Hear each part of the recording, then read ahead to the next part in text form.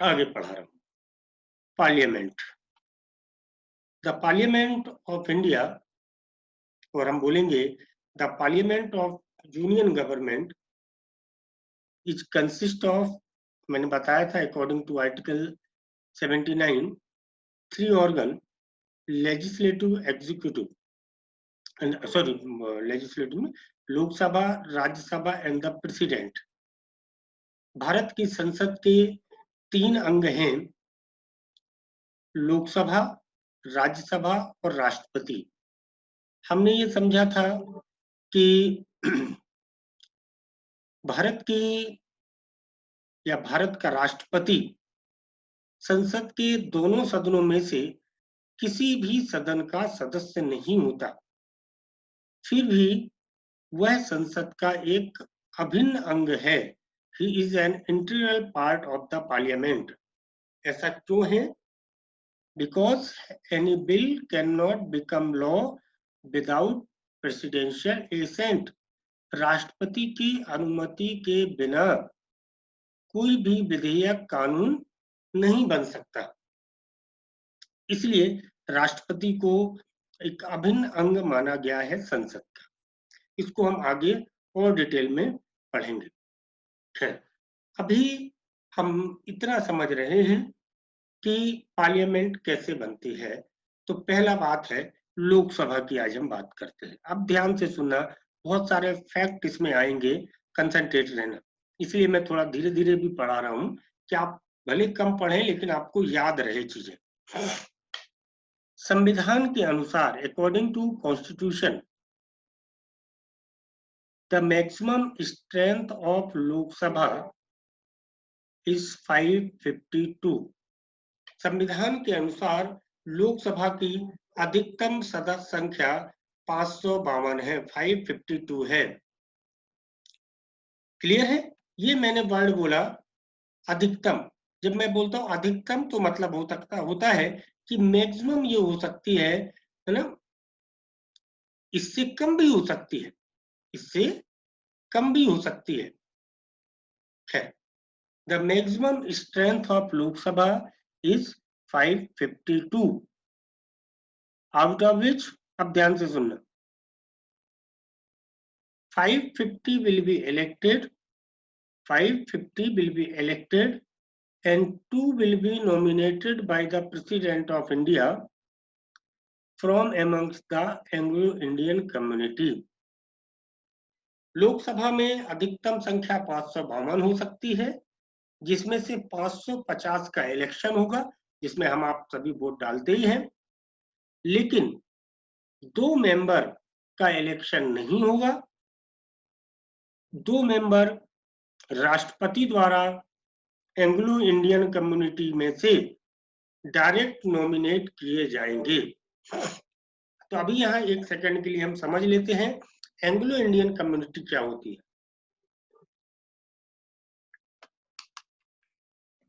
हिंदी में इनको बोलते हैं आंग्ल भारतीय।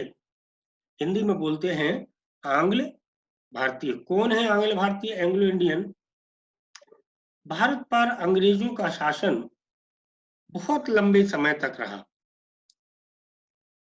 300 साल तक शासन रहा। 300 साल के इस शासन में कई अंग्रेज भारत में आए। कुछ ऐसे रहे कि जो आजादी के बाद भी इंडिया में ही रह गए। कुछ तो ऐसे रहे बहुत शुरुआत में आए थे, उनकी कई जनरेशन इंडिया में हो गई, तो उनका जन्म तो इंडिया में ही हुआ बाद की जनरेशन का। तो वो जब भारत आजाद हुआ तो वो वापस ब्रिटेन गए ही नहीं, वो इंडिया में ही रह गए। और चूंकि आजादी के बाद ये था कि जो लगातार 5 साल से भारत में रह रहा है, जिसका जन्म भारत में हुआ है, वो भारतीय है, तो वो अंग्रेज भारत के नागरिक भी कहलाए। अब लेकिन ये सोचो, ऐसे लोग बहुत कम थे जो अंग्रेज थे पर अंग्रेज आजादी के बाद भारत में ही रह गए, लेकिन जो भी बचे थे वो भारत के नागरिक थे, तो वो कहलाते हैं एंग्लो इंडियन। हिंदी में बोलते हैं इनको आंग्ल भारतीय। अब आप सोचो कि भारत आजाद हो गया, इन्हीं अंग्रेजों से आजाद हुआ, और ये अंग्रेज जो बचे रह गए इंडिया में, ये भी भारत की जनता है। तो जब इलेक्शन होगा लोकसभा का, तो क्या ये अंग्रेज जब खड़े होंगे चुनाव में, तो कोई जनता इन्हें वोट देती क्या? उस समय तो ना देती। क्यों भाई? इन्हीं से तो हम आजाद हुए, फिर इनको ही कैसे चुन लेंगे हम? ना देती। लेकिन चूंकि भारत की ये जनता है, भारत के नागरिक हैं ये, तो इनका भी अधिकार है कि ये भी पार्लियामेंट में बैठे। और ये डायरेक्ट चुनाव के द्वारा तो आ नहीं सकते थे उस समय। तो इसलिए संविधान में ये प्रोविजन किया गया कि 10 साल के लिए प्रेसिडेंट, ये नियम बना दिया गया, 10 साल तक अभी 2 एंग्लो इंडियन को प्रेसिडेंट नॉमिनेट कर सकता है बिना चुनाव लड़े। 10-10 साल करके ये समय बढ़ाते रहे और आज तक ये है। लेकिन अभी इस बार एंग्लो इंडियन को नॉमिनेट नहीं किया गया है। तो अब हो सकता है कि ये सरकार आगे जाके इस प्रोविजन को समाप्त करे, लेकिन देखेंगे अभी क्या है। तो समझ में आई बात? मैक्सिमम स्ट्रेंथ 552 है, जिसमें से 550 का इलेक्शन होता है और 2 का नॉमिनेशन होता है।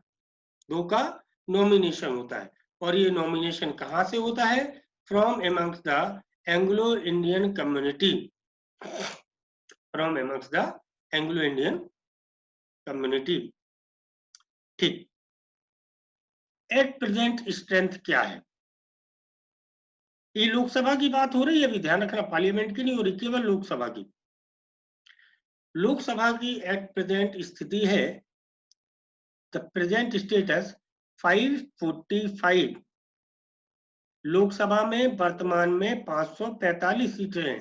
इसलिए मैंने वो शब्द बोला था पहले कि द मैक्सिमम 552 हो सकती है, 552 हो सकती है, पर एट प्रेजेंट 545 हैं, out of which 543 will be elected and 2 will be nominated by the President of India from amongst the Anglo-Indian community. वर्तमान में लोकसभा में 545 सीटें हैं, जिनमें से 543 का इलेक्शन होता है और 2 एंग्लो इंडियन नॉमिनेट किए जाते हैं प्रेसिडेंट के द्वारा। अब 552 552 अधिकतम हो सकती है और एट प्रेजेंट 545 है। इसका क्या रीजन है? देखो, ऑन पेपर तो इसका कोई रीजन नहीं है, क्योंकि मैक्सिमम है, मैक्सिमम उससे ज्यादा आपको एक्सीड नहीं करना है और उसके अंदर रहना है, तो हम उसके अंदर हैं। लेकिन प्रैक्टिकली इसका रीजन ये है कि भारत जब आजाद हुआ तो कई हिस्से ऐसे थे जो भारत के थे पर भारतीयों को अभी नहीं मिले थे। जैसे अभी हम आजकल पढ़ रहे हैं, पुदुचेरी, सिक्किम बाद में मिला, गोवा बाद में मिला, PoK Pakistan occupied Kashmir, Pakistan occupied Kashmir अभी तक भारत के पास नहीं है, पाकिस्तान का कब्जा है। मान लो पीओके भारत छीन ले, जीत जाए पाकिस्तान से और पीओके को भारत में मिला लिया जाए, तो पीओके भी एक राज्य बनेगा, केंद्र शासित प्रदेश बनेगा, कुछ तो बनेगा। तो उसमें भी तो डेमोक्रेसी स्टेब्लिश करनी पड़ेगी, उसमें भी डेमोक्रेसी स्टेब्लिश करनी पड़ेगी, तो वहां चुनाव कराने पड़ेंगे। और यदि आपने 552 पूरी सीट यूज कर ली, कंज्यूम कर ली, तो वहां चुनाव कैसे कराओगे आप? तो वहां चुनाव कराने के लिए आपको पहले कॉन्स्टिट्यूशनल अमेंडमेंट करना पड़ेगा, संविधान में संशोधन करके 552 से सीटें बढ़ानी पड़ेंगी, फिर चुनाव करा पाओगे, प्रक्रिया लंबी हो जाएगी। इसलिए कुछ सीटों को खाली छोड़ा गया है कि भारत किसी हिस्से को अपना यदि हासिल कर लेता है तो वहां डेमोक्रेसी को स्टेब्लिश करने के लिए चुनाव कराए जा सकें, इसलिए कुछ सीटें खाली छोड़ी गई हैं। भावना ने एक क्वेश्चन पूछा है कि सर, एंग्लो इंडियन का रिप्रेजेंटेशन इन पार्लियामेंट इंपॉर्टेंट था क्या? उस समय इंपॉर्टेंट था। भारत उस समय आजाद हुआ था और बहुत सारे अंग्रेज भारत में रहते थे। अब वो भारत के नागरिक थे। तो लोकतंत्र क्या है? लोकतंत्र में समाज के हर वर्ग का रिप्रेजेंटेशन होना चाहिए डिसीजन मेकिंग में। तो समाज का एक वर्ग, तो समाज की क्लास एंग्लो इंडियन भी थी, तो उनका भी रिप्रेजेंटेशन होना चाहिए। तो इसलिए उनको रिप्रेजेंटेशन देने के लिए वो जरूरी था। ये एक बात थी। इसके पीछे एक डिप्लोमेसी भी थी। डिप्लोमेसी ऐसी थी कि भारत ब्रिटेन से आजाद हो गया था,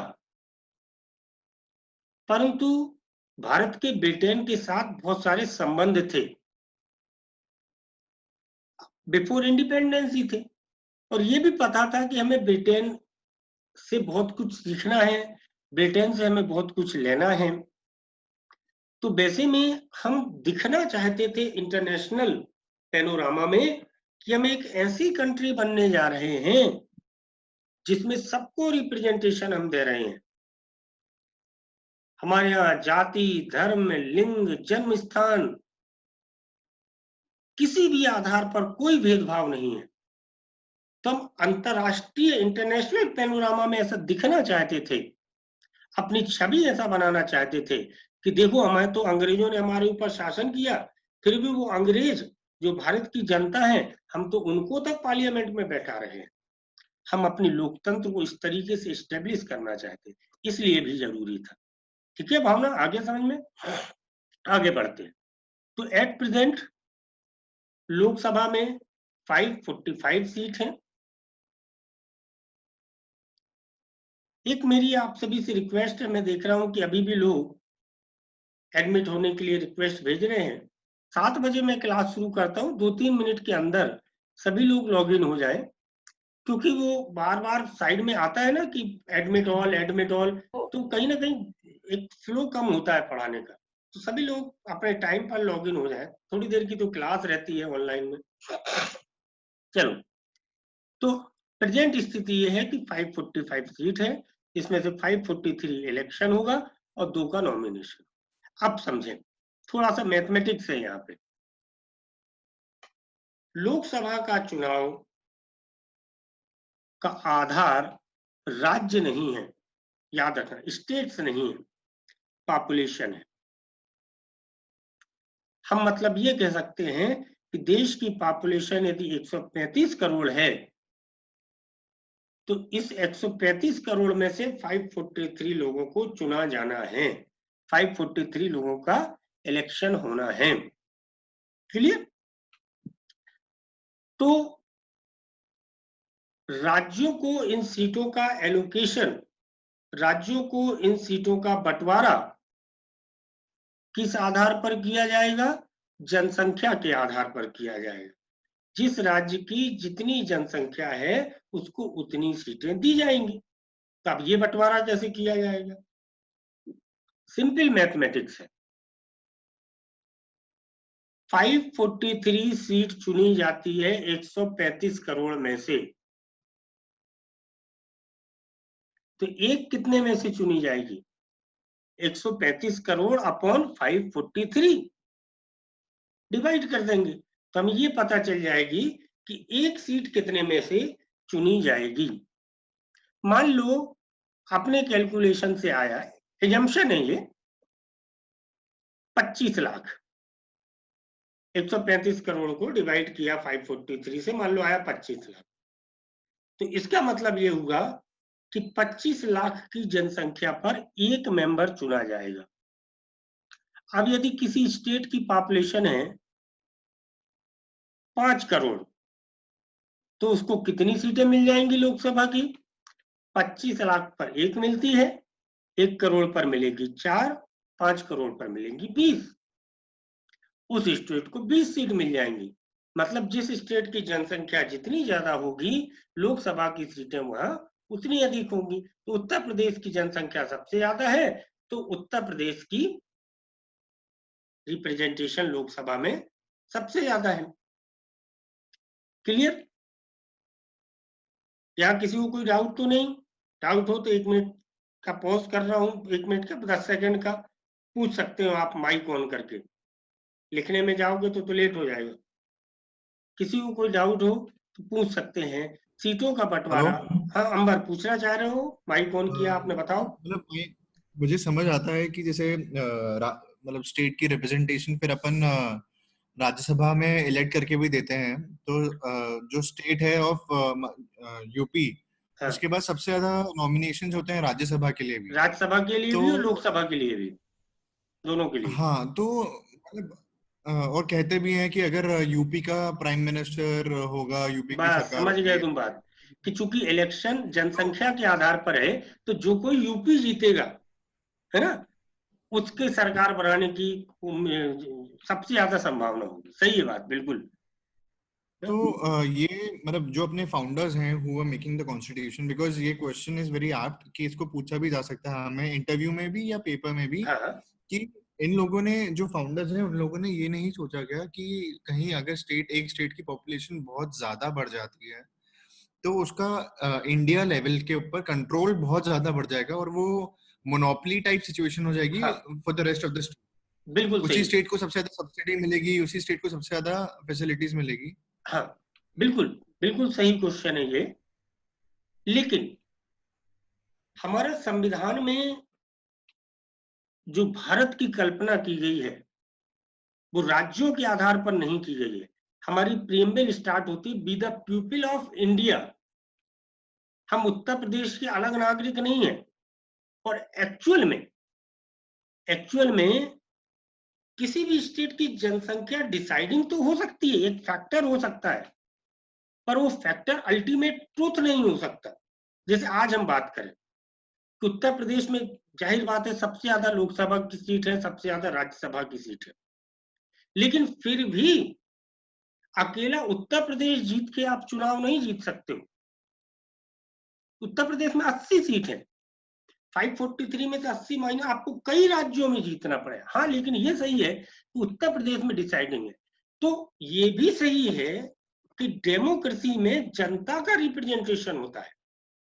तो जिस स्टेट की जनता सबसे ज्यादा होगी, उस स्टेट का रिप्रेजेंटेशन सबसे ज्यादा होगा। अब यदि प्रश्न ये आ जाता है कभी कि यार एक स्टेट बहुत ज्यादा डिसाइडिंग हो गया है इलेक्शन में, एक स्टेट बहुत ज्यादा डिसाइडिंग हो गया है किस इलेक्शन में, तो इसका उपाय है हमारे पास।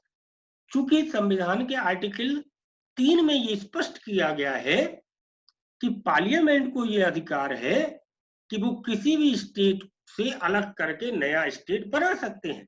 तो देखो, बना दिया उत्तराखंड।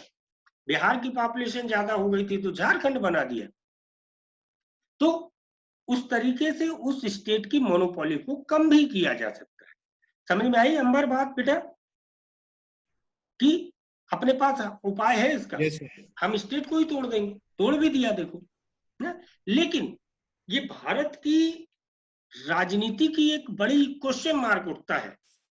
ये हम भी जानते हैं, आपने भी वही बात की कि उत्तर प्रदेश बहुत डिसाइडिंग है हमारे यहाँ की पॉलिटिक्स में। फिर भी उत्तर प्रदेश बीमारू राज्य, उत्तर प्रदेश बहुत पिछड़ा हुआ है। इसका कारण क्या है? इसका कारण है राजनीति का, पॉलिटिशियन का उतना कमिटेड ना होना।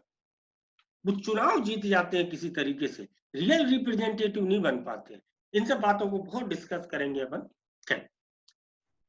तो ऐसे अलग अलग राज्य को हमने सीटें बांट दी।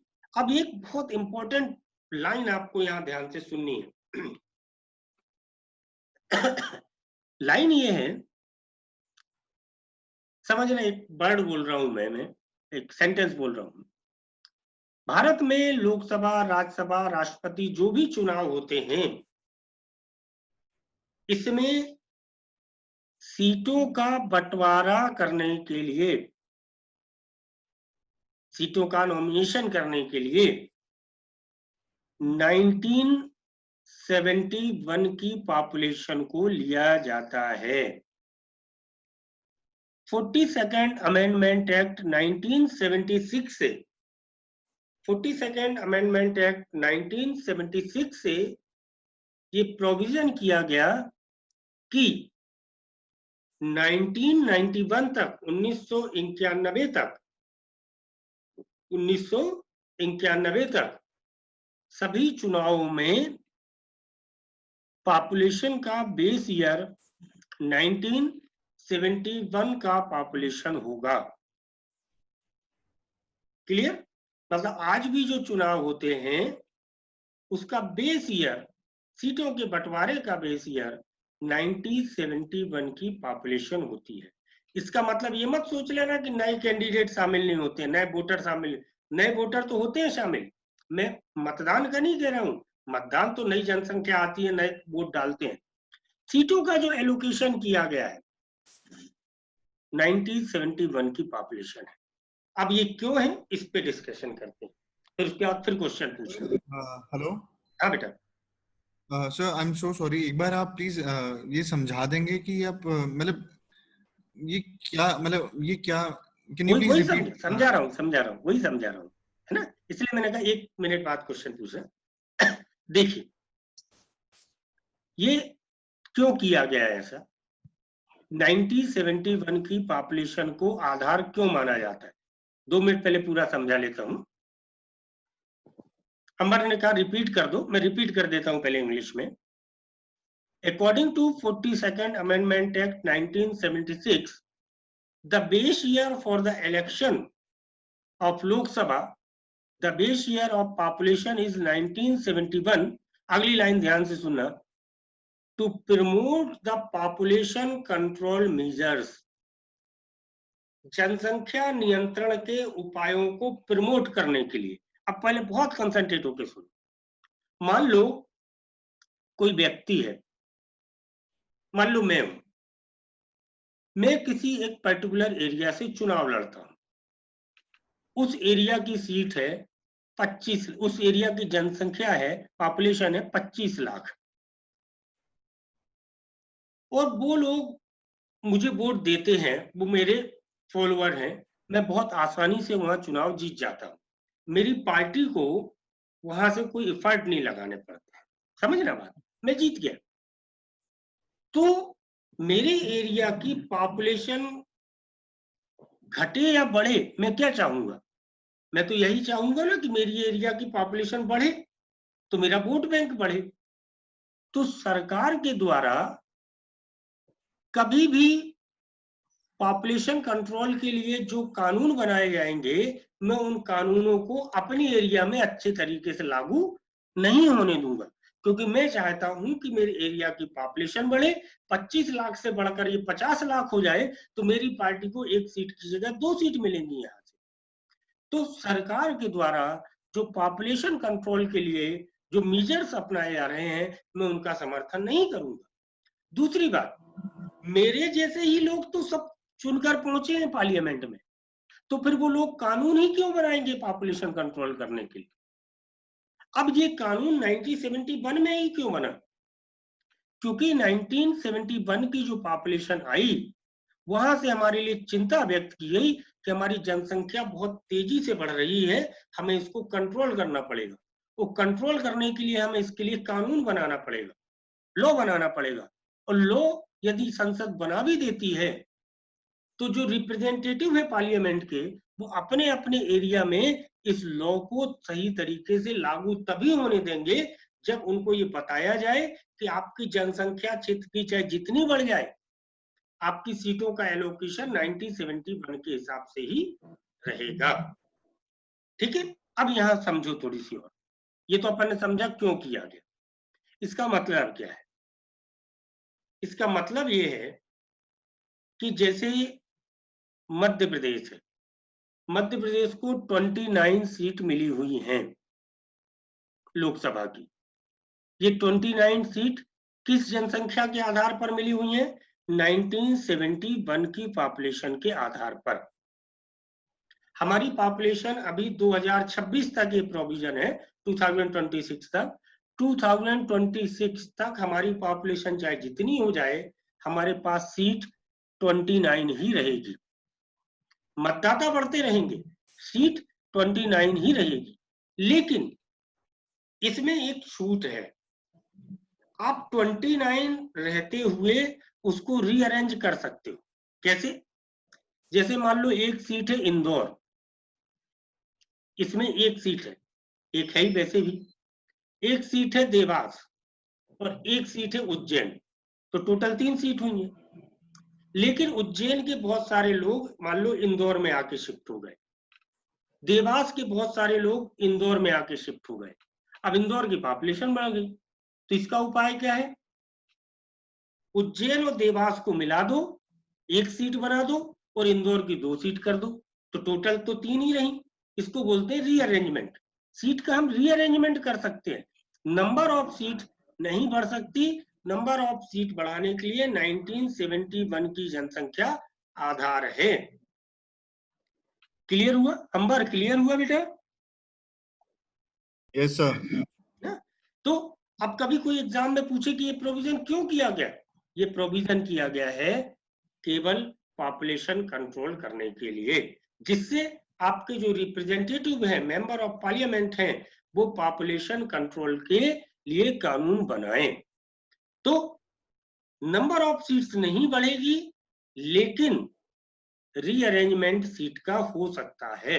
मतलब मध्य प्रदेश 29 का 29 रहेगा, लेकिन आपस में वो चेंज कर सकते हैं। क्लियर? ये हुआ। अब कौन सा व्यक्ति चुनाव लड़ सकता है, क्लियर करें इसको। सर हाँ बेटा। सॉरी, आपको मैं बार बार नहीं डिस्टर्ब कर नहीं रहा नहीं, हूँ। यही तो मजा है बेटा पढ़ने का, मजा इसी में आती है बेटा। अब मुझसे अगर पूछा गया कि if Sikkim was annexed to us after 1971, हाँ तो फिर how will the seats of Sikkim be decided here? देखो, सिक्किम की 1971 की पॉपुलेशन के आधार पे उसकी सीटों का एलोकेशन कर दिया जाएगा। दूसरी बात आपको एक बात बता दूं, पार्लियामेंट को ये राइट है सीटें बढ़ाने का। पहले हमारे यहाँ 525 सीटें थी, फिर हमें सिक्किम मिल गया, गोवा मिल गया, पांडिचेरी मिल गई, तो हमने 525 सीटों को बढ़ा के 552 कर दिया। तो जब ये जो बकाया हमने एक्स्ट्रा की ना, वो बांट दी इन राज्यों को। ऐसे ही हम चाहें तो अभी मान लो हमें कोई अक्साई चीन मिल जाए, पीओके मिल जाए, तो हमने तो 7 सीटें ही खाली छोड़ी हुई हैं, तो पहले हम क्या करेंगे, इंटरनेशनल उसको दिखाने के लिए पहले तो उतने का ही चुनाव करा लेंगे, फिर हम क्या करेंगे 552 से सीटों की संख्या बढ़ा देंगे। ये पार्लियामेंट कर सकती है। तो पहले 525 सीट थी, उसको हमने बढ़ा के 552 किया, तो उससे हमें क्या हुआ कि दूसरे राज्यों की हमें सीट नहीं छीननी पड़ी। जो नए राज्य बने, जो सिक्किम मिला, हमें गोवा मिला, पांडिचेरी मिला, दमन दीव मिला, हमने वो जो 27 सीट बढ़ाई, उन 27 सीटों को इनमें बांट दिया। क्लियर हो गया बेटा? अंबर क्लियर हो गया?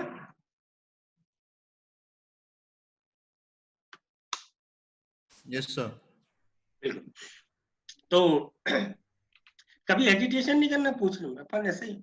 जो लोग मुझसे क्लास में पढ़ते हैं वो जानते हैं मेरा पढ़ाने का तरीका। हाँ हाँ बेटा, कोई नया हेलो पूछ। सर। हाँ बेटा।